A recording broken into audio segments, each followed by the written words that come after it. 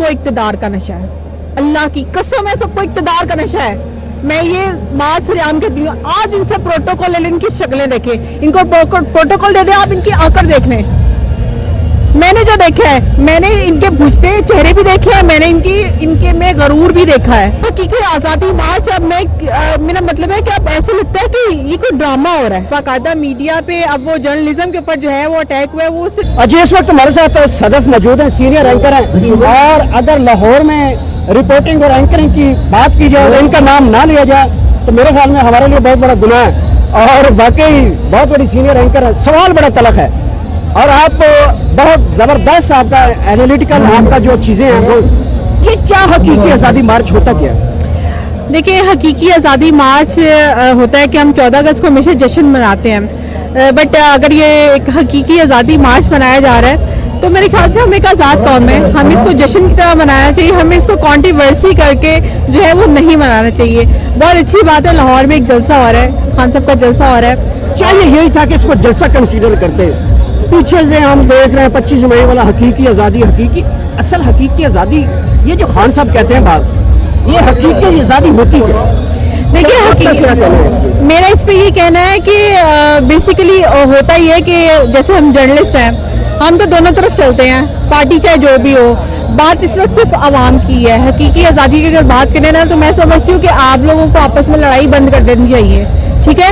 आप लोगों को एक टेबल पे बैठ के मिलके बात करनी चाहिए, ये नहीं एक दूसरे के ऊपर जुमलाबाजी।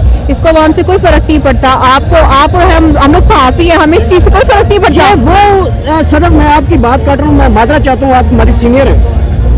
वो टाइम आ गया है, अब मीडिया में लड़ रहा है, सहाफ़ी सहाफ़त में लड़ रहा है, वर्कर से लड़ रहा है, सियासी जमातें आपस में लड़ रही हैं। ये माहौल पहले नहीं देखा था हमने। ये आप बिल्कुल सही कह रहे हैं, माहौल पहले नहीं देखा। तो वाकई हकीकत बात है कि बाकायदा मीडिया पे अब वो जर्नलिज्म के ऊपर जो है वो अटैक हुआ है, वो सिर्फ इस वजह से हुआ है कि सोशल मीडिया जब से आया है, सोशल मीडिया की पावर दिखाई गई है सहाफत को, ठीक है। अब अगर आप बात करेंगे सोशल मीडिया की तो मैं ये जरूर कहना चाहूँगी, आप 10 लाख खबरें चला लें सोशल मीडिया पे, जब तक वेरीफाई उसको टीवी या अखबार नहीं करेगा ना तो वो आपकी खबर आपको कहीं से भी आपको उसका प्रूफ नहीं दे सकते। पब्लिक उसके पर ट्रस्ट नहीं करती, आप पब्लिक उसके पर ट्रस्ट नहीं करती। जो टीवी पे चैनल्स पे चल रहा है, जो शोज में चल रहा है, पब्लिक वो देखती है। जो अखबार में छपता है वो सोशल मीडिया पे तो फिर रही होती है, वायरल हो रही है, वो होती है, आप कंफ्यूजन में होता है। तो हकीकी आज़ादी मार्च अब मेरा मतलब है कि अब ऐसे लगता है कि ये कोई ड्रामा हो रहा है।